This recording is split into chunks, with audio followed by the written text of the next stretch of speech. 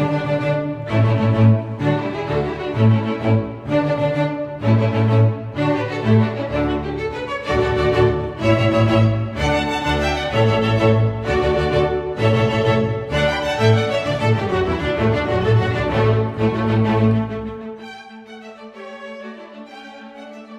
everybody, welcome back to Hope and Uncertainty. I'm Elizabeth Carpenton and I'm here as always with Keith Adams. And today we're going behind the scenes here at Common Heart and hear about that engine that helps keep our neighbors fed every week, week after week after week throughout the year. Yep, you'll get to meet the folks who greet our neighbors, rescue food from local stores, direct our pantry network, and pack boxes with care and dignity. And you'll hear how this work is more about moving food. It's about building community. So why don't you come on inside with us and we'll show you around. Come on in. Thank you. So here we are at the front desk, and when a neighbor calls looking for help or wondering about food, Cindy's voice is often the first one that they hear. So Cindy, what's it like being the first point of contact for our neighbors in need? Well, for me, it's a open door for me to meet someone and try to help their day a little bit more, maybe make their day a little brighter. Yeah, that's awesome. Can you think of or share a memorable call where you felt the impact that was needed right away? Oh my goodness, yes. Mm. We had an ally call or a woman call, and Mhm. she needed food. She didn't have any transportation at all. Mhm. After speaking to her for a few minutes, come to find out she is like 4 miles from my house where I live. And so I was able to immediately get her a emergency box of food that day, and then we set her up on a monthly delivery. I deliver to her every single month. So That's it was just, you saw that need. I saw that need, and I was like, I can fulfill that. Yeah. Well, and it just shows that neighbors helping neighbors in our community, and you never know what the need is, right down the road from you. So how amazing that you were the volunteer to pick up the phone, and it's just meant to be. So you mentioned, so you deliver groceries, so you're not only a front office volunteer but you're also a covered ally. So how do these relationships deepen when you visit our neighbors in person? Well, for me, I've been a volunteer for many, many years, so this is not new to me. Mhm. But I've just over the years fostered friendship with these people, Yeah. and one in particular, one of my allies Mhm. that I delivered to, I met him by having his cat fixed. So, Wow. because I used to be the hotline girl for the Friends of Feral Felines. So Okay. that's how I met him, and then I just saw his tremendous need. Mm. And the man didn't have a car. The man didn't have any way to get anywhere, to get any food. He lives in Charlotte in what they call a food desert, Yep. and there was nowhere. I mean, to get to food takes him an hour and a half on a bus, Mm. and then he's got to get that food back, and he's a disabled veteran. Wow. So I've just fostered friendships with these people, and I just stay in contact with them and let them know that there's just people that really care about them Yeah. in this world, in this cold world. Sometimes you just need to know that Absolutely. there's warm people still here. Absolutely. Well, it just makes my heart warm to know there's people like you, and that we have folks like you who are visiting our neighbors. As somebody who answers the phone and talks to a lot of folks that are seeking assistance, what would you want our listeners, our community, to know about the courage that it takes to make that phone call or make a visit to a pantry? Mostly that we're here to help. That is the mission of this organization, and Mhm. that's why I volunteer here, because I love the mission. And there's really no reason to be hungry, for your Mhm. family to be hungry. There's really no reason when there are people like this organization that's willing to step up and be stand in for you. Yeah. And that sometimes we all need a little help. I don't care what your circumstances is, Absolutely. but it could go awry at any time. So I'm Absolutely. just happy that this organization is here Mhm. for the community, and just see the horrible need in Monroe of Yeah. and the people that just a lot of people just doesn't seem to care, but Yeah. it's so refreshing to have an organization that truly does care about the people and Absolutely. their hunger, and there's no Mhm. reason why anyone in America should be hungry, in my opinion. Absolutely. Agreed. Agreed. Well, thank you so much, Cindy, for taking the time to chat with us and for all you do for Common Heart, for the front office, being a cupboard ally, all the things. We're just so grateful. Thank you. Thank you. Oh, yay. Can I give you a hug? So I'm here today with Francesca and Landon. They're part of our grocery rescue team, and wanted to have a few moments of talking with you. Is that all right? Absolutely. So walk us through what a typical grocery rescue looks like. Okay. Well, so we are Sunday Grocery Rescue, and we've been doing this for about 2 years. We wake up on Sunday morning, and we have our assigned stores. So we're at Old Monroe, or we're at Hemby, and now, today Aldi's. So we, as a family, we get in our car, we drive over there, say Food Lion on the third Sunday of the month. We walk into the Food Lion, we walk back into the produce. The same people are always there. We say, hey, Common Heart, come on in. We go into like the meat department. We go into the produce department. We go into the deli, and they have all of these wonderful things for us to pack into our car and take in. But sometimes there's new people there that haven't been before, and they always ask us, "So what are you going to do with this food?" So that is our opportunity to educate them and tell them like the mission of Common Heart and like what we do as a family. Well, while you're talking about that, what kind of things do you tell them, and what would be interested to our viewers to know about what this is about? So we tell them how much like the food helps the people in need. And what is it like when you started doing this? Did you love doing it at first? No, Okay, and then as we started doing it, what did you think? I realized like the impact of it, and I liked like knowing that I'm helping people in my free time. That's cool. Yeah. That's very, very cool. How do you see this food making a difference that you pick up at the different pantries and you unload it here? You know, how does that? What makes a difference? I think that it's so cool that it is in our community, so we know that it's going back to help people here. And then it's like honestly, the volunteers and how passionate they are about making sure that the families get like the best produce. Like Alexis explaining to us, like how to feel the fruit and making sure that everything is like good to go for the families. I mean, I think that there's so much love and care that goes into packing everything that we bring for the Union Pantry. That is really cool. That is very cool. So, what's one thing that you think people will be surprised to learn about food rescue and how it impacts? We were talking earlier about how many families it actually impacts. So we said what 5,500 families a month are impacted by. And like, so when you drive down the street and you're just going through your day-to-day lives, you don't really think about, the things that people are missing. And this has really created an opportunity for us to know that, our the people that need help are being helped in our community. So as a younger volunteer, Landon, what's it like to be a part of this mission? So, I mean, I think it's really good. I think more people should get involved with it because you get to meet the community and like see the impact around you, like for the grocery rescue and then filling up the pantries, doing all that. And I feel like it's a good opportunity to like get involved with your community. Yep. Cool. Well, thank you so much. Thanks for taking the time to talk with me. Appreciate it. Absolutely. Keeping the whole system of the pantry running takes leadership and coordination, and that is where Colby comes in. Colby is our pantry network director, and he manages all the things that go on back here behind the scenes and at our pantries. So Colby, how do you balance getting enough food, the right types of food, and enough volunteers? Thankfully, our organization has a couple staff members whose job it is, one of them to get in food and one of them to get volunteers scheduled. So I definitely rely on them, and we coordinate together a lot. We talk to each other a lot just to scope out what our needs are going to be.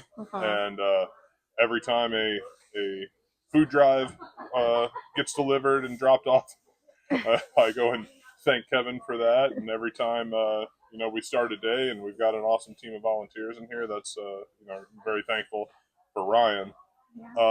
what it requires here in the pantry is the pantry team to really engage with the volunteers and to make the volunteers feel valued, not just for the work, the actual labor that they're doing, but just that we couldn't get things done without them. Like Common Heart exists as a way to bring together people who want to help with people who could use some help.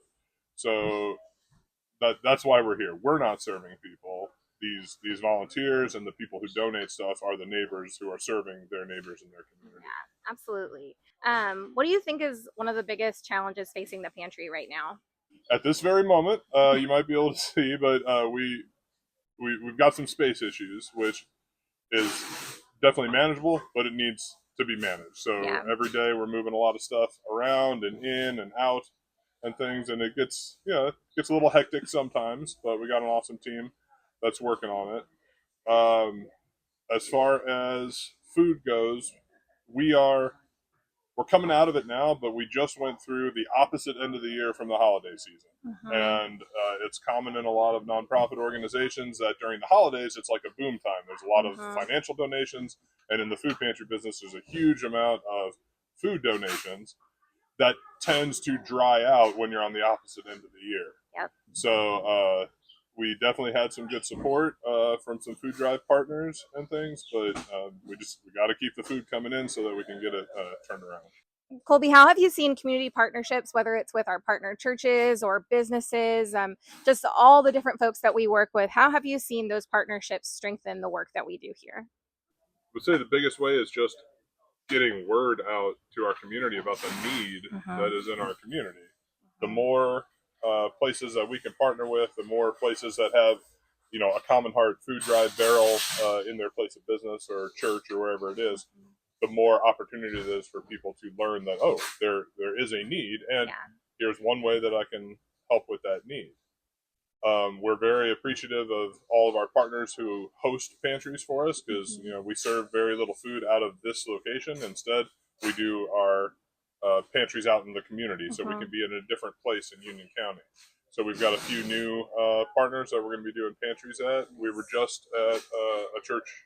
We were just at Essence of the Cross Ministries in Monroe for the first time earlier this month, and we served about 35, 40 families there. Awesome. And so the more connections we can make throughout the community like that, the more opportunities we have to serve.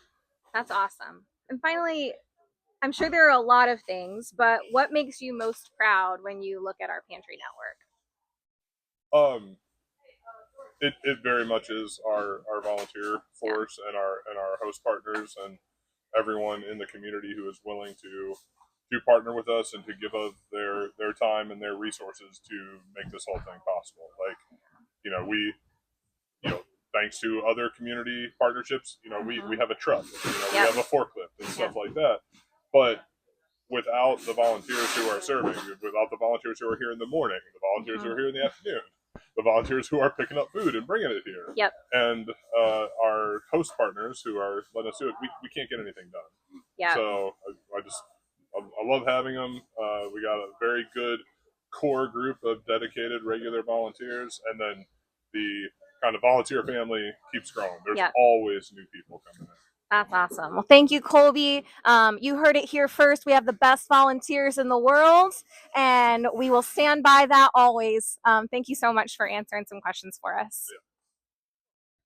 So I'm here right now with our friend Max, who's been a long-time volunteer with us. Is it okay if I ask you a couple questions? Sure. Cool. I was wondering, what keeps you coming back week after week? Because you've been here a long time. Yes. Well, two things. One, just knowing what we're doing for people in need. That's always been a concern for me personally. And also the camaraderie. People we work with here, love them. Yeah. How long have you been coming? Doing this for about 3 years. And before that, my wife and I were doing the turkey. That's how we learned about first started Thanksgiving. Oh yeah, that's always fun. Yeah. That's always fun. Cool. How has volunteering here changed the way you see your community?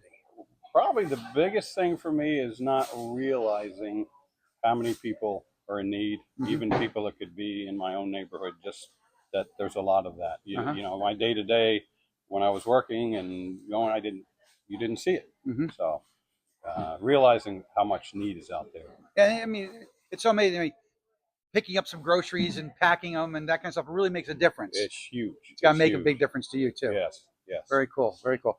What's a favorite memory that you have of your time volunteering with us? Well, it was actually working one of the mobile pantries where we meet at a church or another place, and we're passing out the food that comes from here to people. And the one I remember was just this past summer. One, it was pouring rain. Oh boy, Everything was telling me don't go. rain or I shine. didn't want to go. It was early in the morning. Yeah. And I just pushed myself to go, and it couldn't have been more fun. I got soaking wet. We all did doing it, but we served, I think it was close to 200 people. Yeah, 200 families. Yeah, Wow. 200 families. And that, in the end, I was thrilled that I was part of that. Yeah. Well, cool. Thanks, Max, for taking the time to talk with us. You're very welcome. Appreciate you, Yeah, man. Thanks yeah. for volunteering. You got it.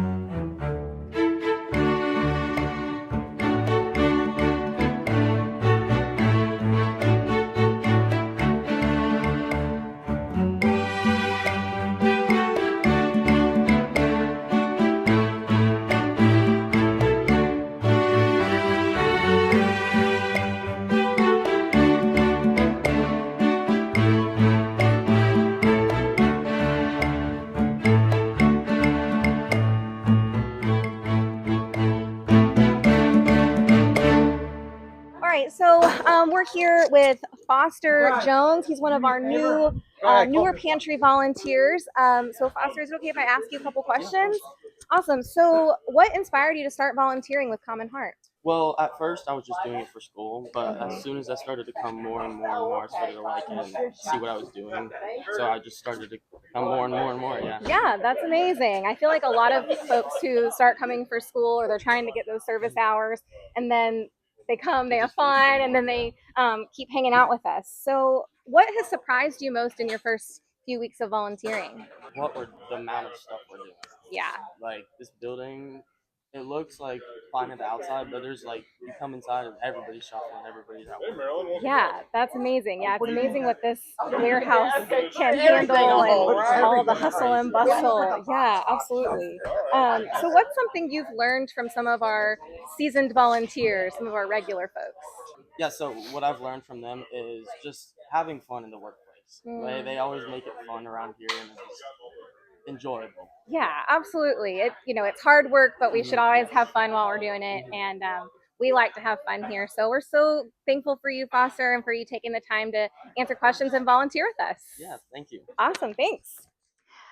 So Keith, what we've heard and seen today is that every single role, whether it's answering the phone or packing food, is a big part of this bigger picture, neighbors helping neighbors. And it's really much more than just a process. Yep. It's really about the community that gets it done. Yep. If you've ever wondered what keeps the wheels turning here at Common Heart, it's people like you.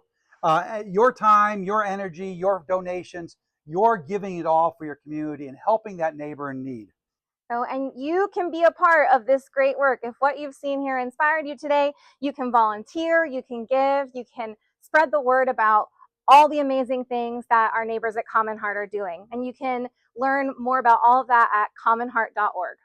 And Elizabeth, it's hard to realize that we're just about done. This is the next to last. What did I say? It was the penultimate. Okay, so we have one more, and it's coming up next week. And when we do that one in 2 weeks, actually, we'll be celebrating what we've accomplished during this time together, Yeah, and during this summer of hope and uncertainty, that's right. and then also looking a little bit ahead to what's to come. Absolutely. So we hope you'll join us in a couple weeks for our ultimate episode of Hope and Uncertainty this summer.